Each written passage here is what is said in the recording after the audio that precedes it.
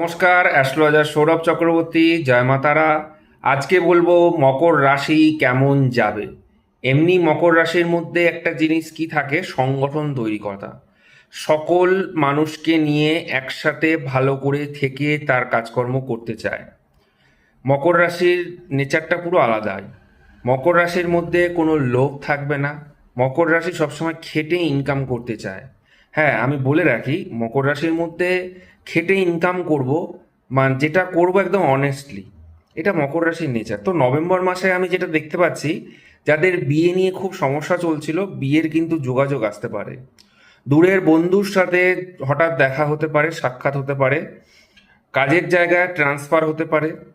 ইনকামের সোর্স কিন্তু একাধিক আসতে পারে।